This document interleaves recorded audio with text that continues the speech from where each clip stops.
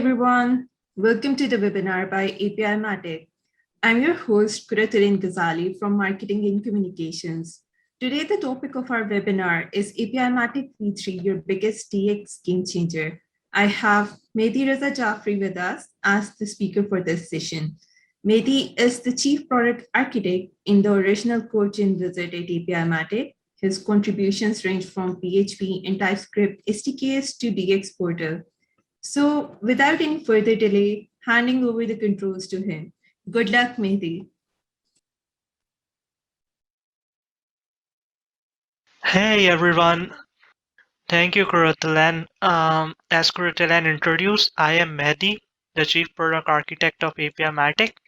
Today I will be presenting on what is new in APIMatic V3, which is our biggest release to date.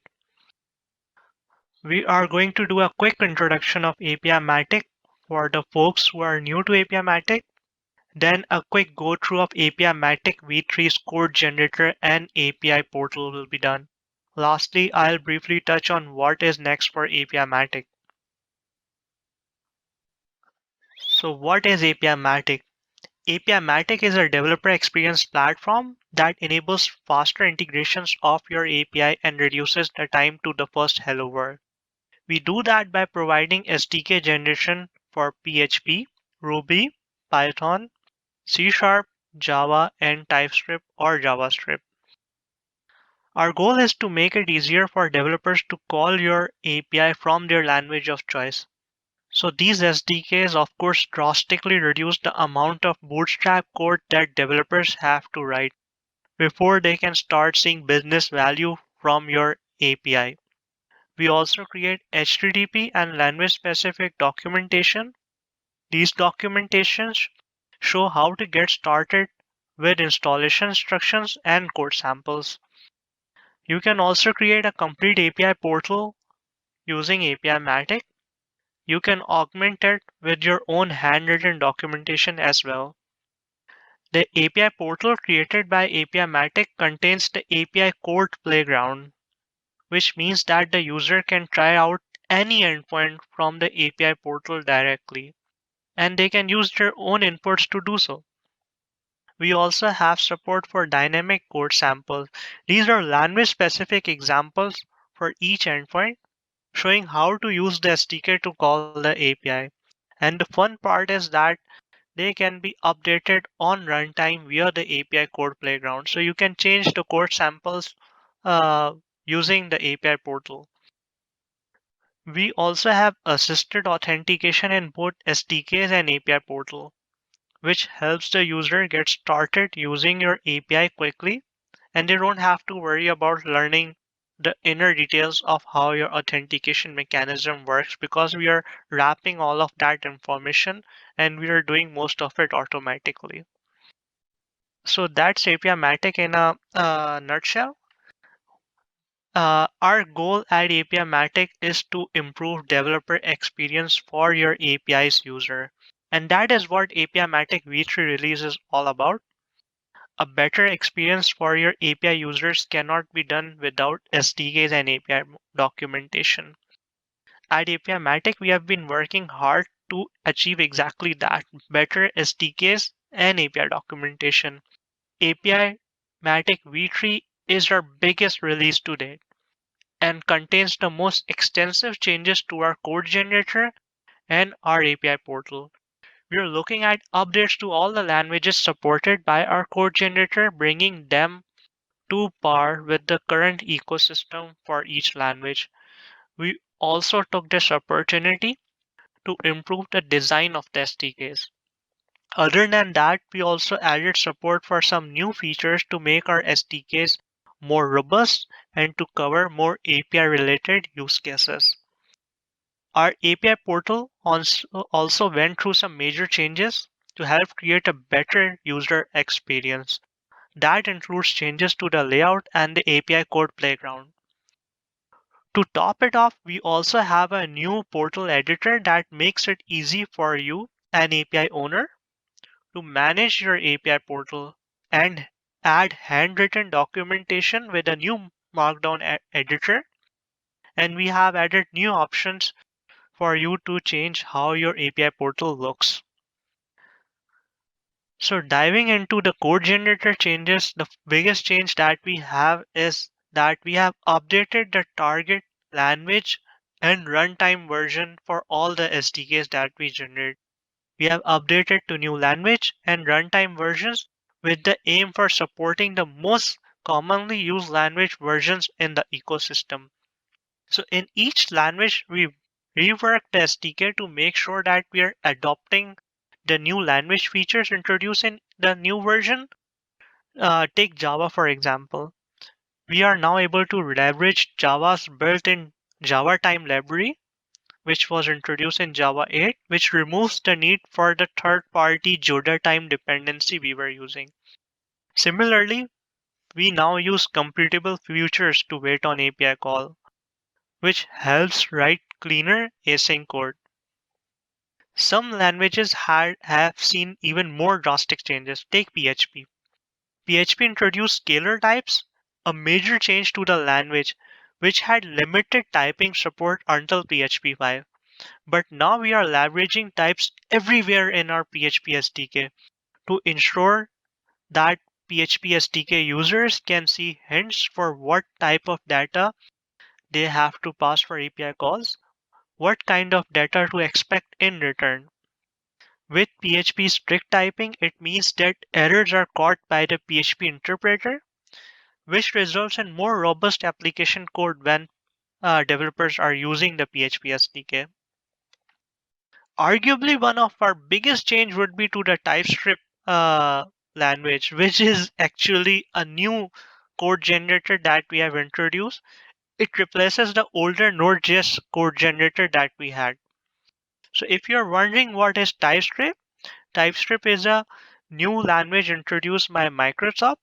It is a strongly typed programming language that builds on top of JavaScript, and it allows writing more robust code at scale.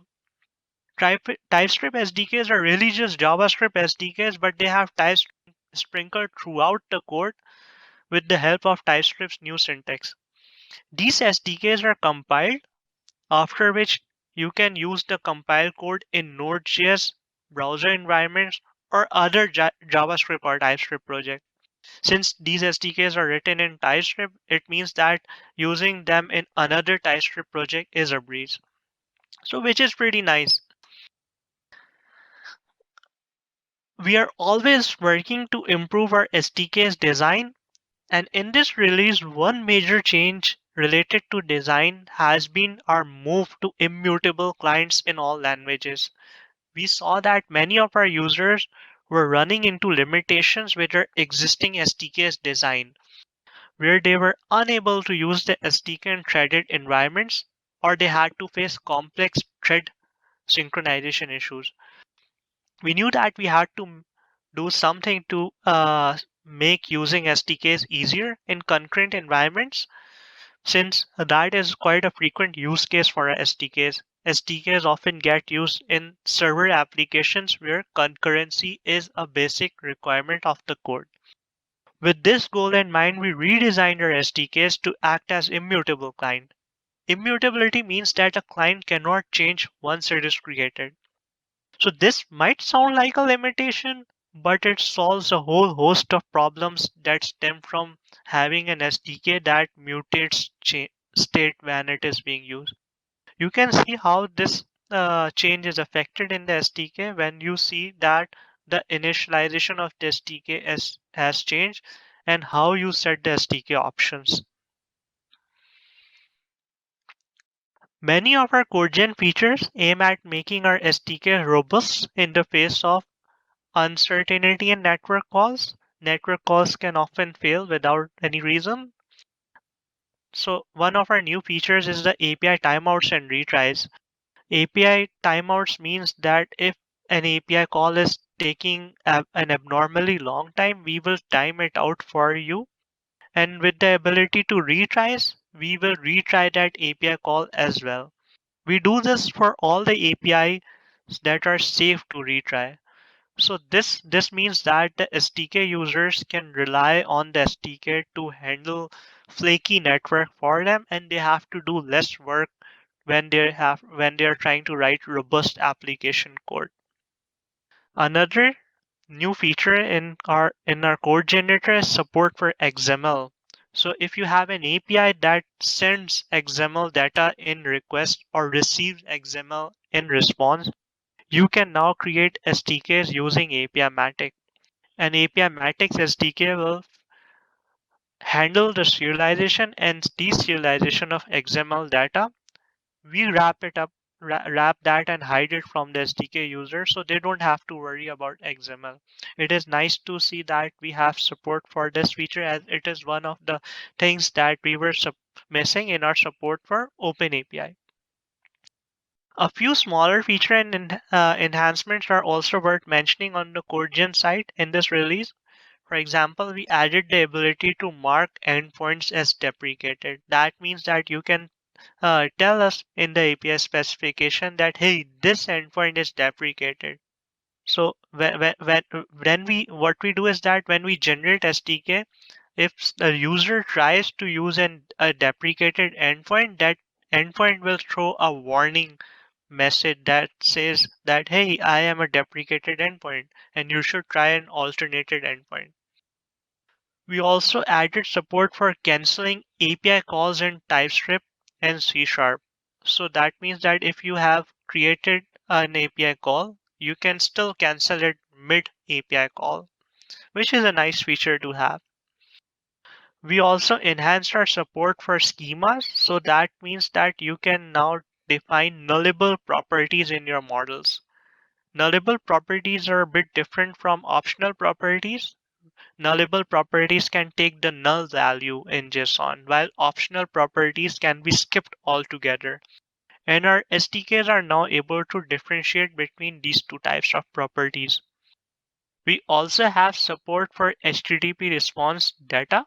So if you turn on this optional CodeGen setting, the SDKs will now change to provide the response headers and status code as well. So it is nice to know that this option is there for you in the code generator if you need it. Our V3 release adds quite a bit more to our code generator, so do check out the full changelog on our documentation site for details. So moving on to the API portal, we have quite a few changes in terms of the layout, UX. We have updates to API Code Playground. What I want to do is I want to take you through a demo of an API portal. So first, I can show you that we have updated our layout a bit. We have moved the language selector to the right, which is closer,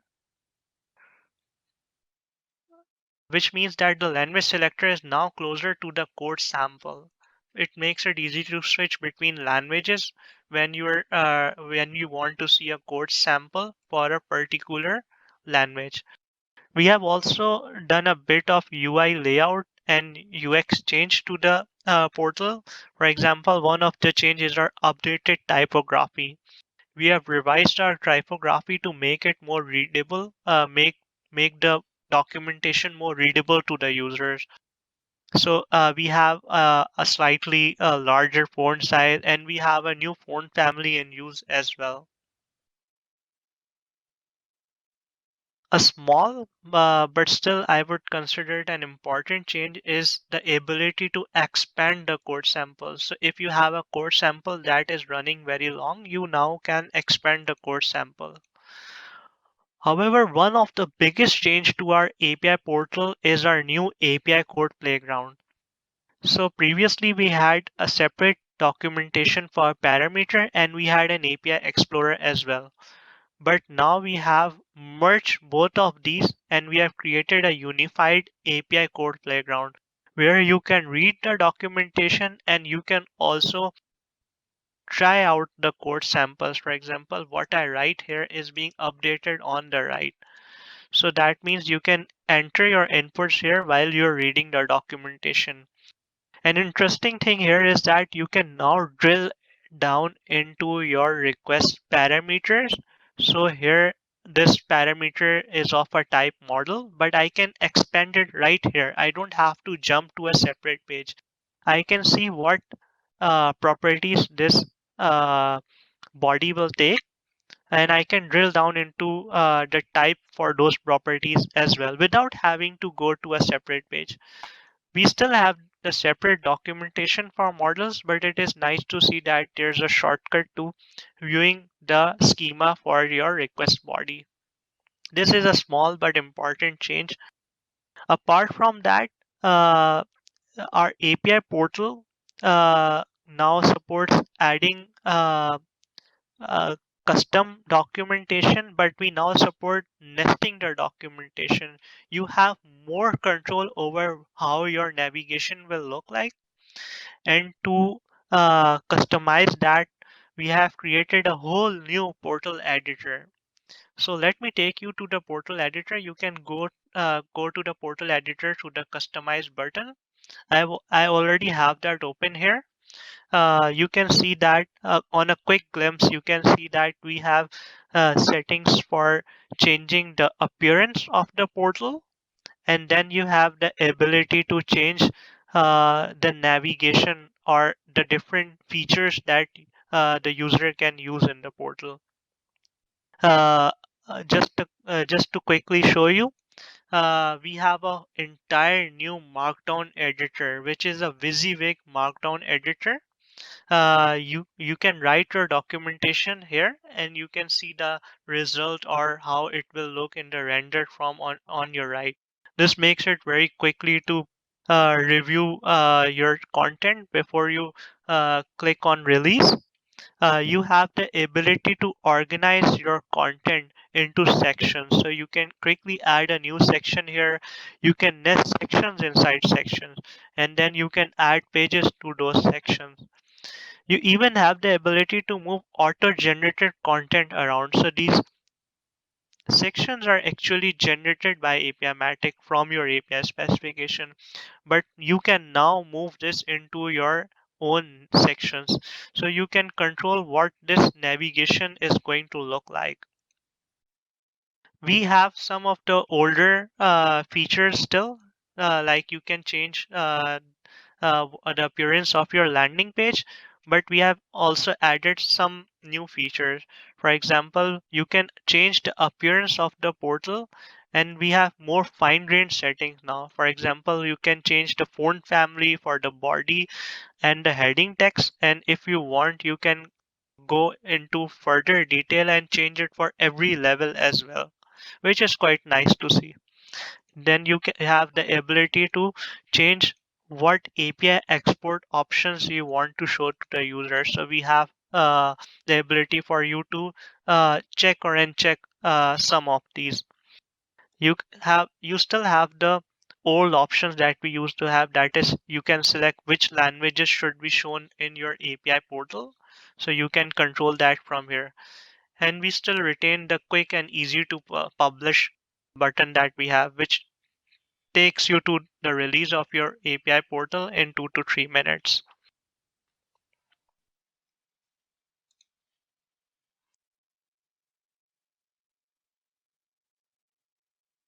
So that's about sums up what we have new in APIMatic v3.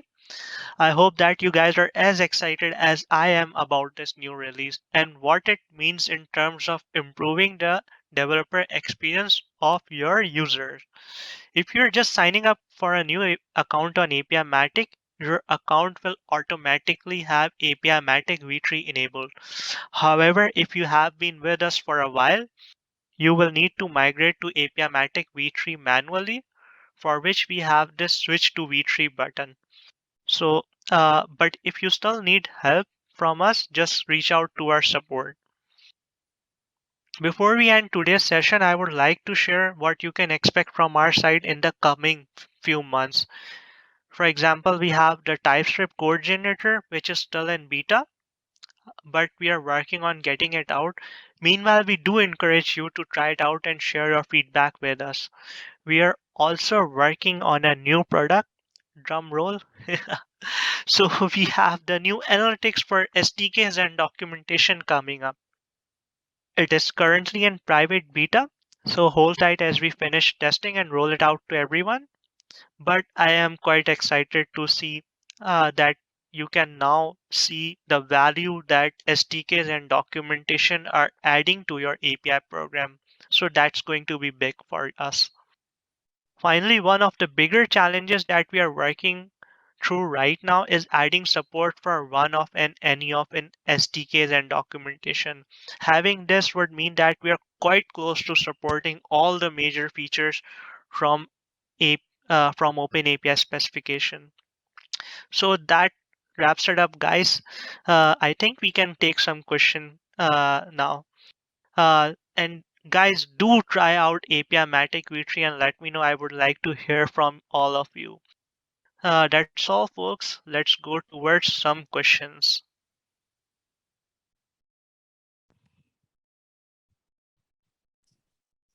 Thank you, Mehdi, for the wonderful presentation. We do have a few questions from the audience. The first question is, what are the plans for mobile SDKs? Can we expect SDKs for Android, iOS, and Kotlin, etc.?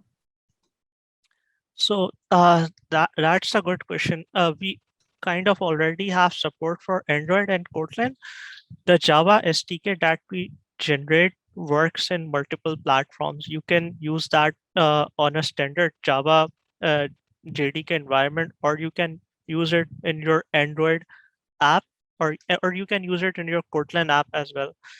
What we have in our to-do right now is enhancing our support for Kotlin, because Kotlin's runtime and compiler, they add a couple of new features and they enhance the type system.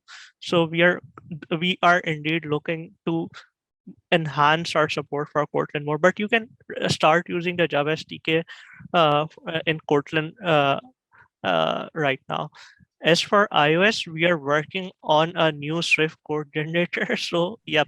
So that's one of the big things you can see coming from our site in 2022. If you are working on a application for the React Native environment, you can also use our TypeScript SDK. So that works. That has been tested for the web environment, Node.js, as well as React Native.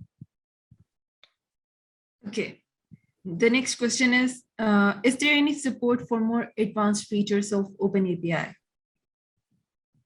Yeah, so one of the, like I mentioned, that we are working on adding support for one-off, any-off. We recently made sure that we're supporting nullable properties correctly. We are also looking at the JSON schema support for constraints, because you can kind of implement validation using that. It's kind of a work in progress. I'd say that around 2022 we will be adding support for the remaining niche features in OpenAPI. We're quite close to closing the gap for all the major features right now. You can pretty much generate a working SDK. There's no doubt about that. One of the big thing would be just the one-off support that is missing, but still covering niche features in 2022, that would be my team's goal. Okay, wonderful. So is the migration one click also available for embedded portals? Oh, so that is again a good question. When you click on the migrate to V3 button on the dashboard, so what happens is that APIMatic will change your account and set it to use the new code generator and API portal from now on. But it won't change your portal or your SDKs. You have to publish those again. So this way, when you kind of migrate your account to V3, you will still have your old artifacts as they are published. So you will have your old API portal, if you have published one, working, and you will still have your SDKs on GitHub. But if you want to get the new API portal that has the new V3 features, or you want to get the SDKs from CodeGen V3, you will need to go through the publish process for SDKs or API portal again. So that way you kind of get a chance to test those things out before you're ready to do your migration. and put the release out. Okay. So the last question is, can I add a custom authentication to my SDK? Do we provide that? Okay, so we do have a feature where you can set your authentication type to custom authentication. So if you're using Open API, you will have to use APIMatic's render extension to set your authentication. But what happens is that the SDK will create an empty interface for you to fill with your implementation. So this way you can get SDKs, but you have to augment that with your own custom code so that you can fill in the blank for us that, hey, this is how my authentication will work, and this is how I want to change the request to make authentication work. But I would recommend to anyone who is creating SDKs where custom authentication might be needed is that they should reach out to our support, because often we can cover the same authentication using an existing authentication mechanism. Sometimes we have a more, you can map one of your custom schemes to one of the generic ones that we already support. So it is a good idea to reach out our support, and we can suggest the best course of action and save you some time as well. Okay, thank you so much, Mehdi. So that's all from our side, folks. Thank you for joining our webinar. Keep an eye on our socials for a post-webinar blog though. And if you have any questions for Mehdi, please contact us on marketing@apimatic.io. Thank you and have a great day.